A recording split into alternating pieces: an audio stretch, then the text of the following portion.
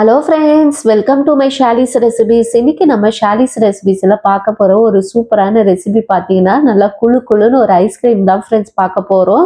ரொம்ப சிம்பிளா செஞ்சிடலாம். செய்யிறதுக்கு மிஞ்சி போனா ஒரு 6-7 நிமிஷம் தான் ஆகும். வாங்க இது இப்போ எப்படி செய்யிறதுன்னு பார்க்கலாம்.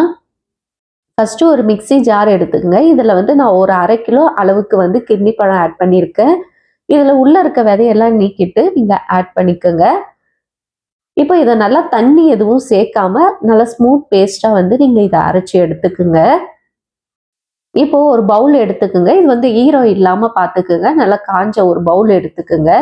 இப்போ இதுல விப்பிங் கிரீம் வந்து ஒரு 200 ml ஆட் பண்ணிக்கலாம். விப்பிங் கிரீம் இல்லனா ஃப்ரெஷ் கிரீம் கூட சேர்த்துக்குங்க. நான் இன்னைக்கு ஃப்ரெஷ் கிரீம் சேர்த்து தான் பண்றேன்.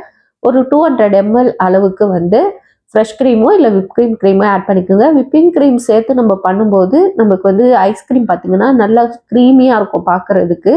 சாப்பிட நல்லா க்ரீமியா இருக்கும். ஃப்ரெஷ் கிரீமை விட விப்பிங் கிரீம் அதிகமா யூஸ் பண்ணி பாருங்க, நல்லா இருக்கும்.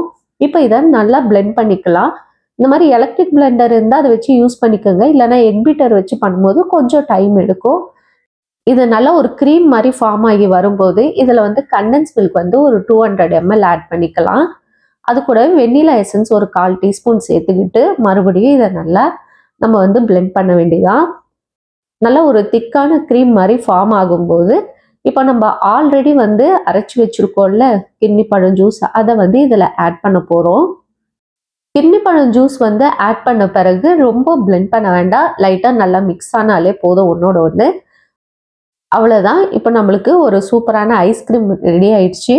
இது பார்த்தீங்கன்னா வந்து உங்களுக்கு சுகர் எவ்வளோ வேணுமோ அதுக்கேற்ற மாதிரி நீங்கள் ஆட் பண்ணிக்கோங்க. நான் சொன்ன அளவு வந்து கரெக்டான ஒரு இனிப்பில் இருக்கும். உங்களுக்கு சப்போஸ் எக்ஸ்ட்ரா வேணும்னா கூட அதுக்கேற்ற மாதிரி கண்டென்ஸ் மில்கை கொஞ்சம் கூடவோ குறையவோ ஆட் பண்ணிக்கோங்க. இப்போ ஒரு ஏர்டைட் கண்டெய்னர் எடுத்து நம்ம ரெடி பண்ண ஐஸ்கிரீமை வந்து ஃபில் பண்ணிடலாம். நான் இந்த மாதிரி ஒரு சின்ன கப்புலையும் வந்து ஃபில் பண்ணுறேன். இதை பண்ணிவிட்டு இதுக்கு வந்து ஏர்டைட்டாக மூட முடியாது. அதனால் வந்து ஒரு ஃபாயில் ஷீட் போட்டு அதில் ஒரு ரப்பர் பேண்ட் போட்டு ஒரு 3 மணி நேரம் ஃப்ரீசரில் வச்சு எடுத்துடலாம். 3 மணி நேரத்துக்கு அப்புறமா எடுக்கும்போது இது நல்லா ஒரு க்ரீம் மாதிரி ஃபார்ம் ஆகிருக்கும். இந்த நேரத்தில் வந்து உங்களுக்கு விருப்பமான நட்ஸோ இல்லை சாக்லேட்டோ நீங்கள் ஆட் பண்ணிக்கலாம். நான் வந்து பொடியாக கட் பண்ண சாக்லேட்டை வந்து இதில் ஆட் பண்ணியிருக்கேன். உங்களுக்கு எந்த மாதிரி க்ரன்ச்னஸில் எந்த மாதிரி வேணுமோ அதுக்கேற்ற மாதிரி டாப்பிங்ஸ் வந்து நீங்கள் ஆட் பண்ணிக்கோங்க. இதுக்கு மேலே கொஞ்சமாக நட்ஸு போட்டு மறுபடியும் அதே ஃபாயில் ஷீட் போட்டு ஒரு ரப்பர் பேண்டு போட்டு 8 மணி நேரம் ஃப்ரீஸ் பண்ணிடலாம். இப்போ 8 மணி நேரத்துக்கு அப்புறமா நம்ம எடுத்து பார்க்கும்போது ரொம்ப ஹார்டாக இருக்கும், ரொம்ப ஃப்ரீஸ் ஆகிருக்கும். ஸோ உடனே வந்து நம்ம வந்து ஸ்கூப் வச்சு எடுத்தோன்னா ஐஸ்கிரீம் வந்து நல்லா கரெக்டாக வராது. ஒரு 5-6 நிமிஷம் அப்படியே விட்டுருங்க. லைட்டாக வந்து ஐஸ்கிரீம் கரையிற மாதிரி ஆரம்பிக்கும் போது அந்த நேரத்தில் நீங்கள் ஸ்கூப் வச்சு எடுத்தீங்கன்னா உங்களுக்கு அழகாக ரவுண்டாக ஐஸ்கிரீம் வந்து வந்துடும். ஸ்கூப் இல்லாதவங்க இந்த மாதிரி ஸ்பூன் யூஸ் பண்ணி நீங்கள் எடுத்துக்குங்க. அவ்வளோதான். ஒரு சிம்பிளாக வந்து ஒரு 5 நிமிஷத்துலேயே நம்ம வந்து ஐஸ்கிரீம் ரெடி பண்ணிட்டோம்.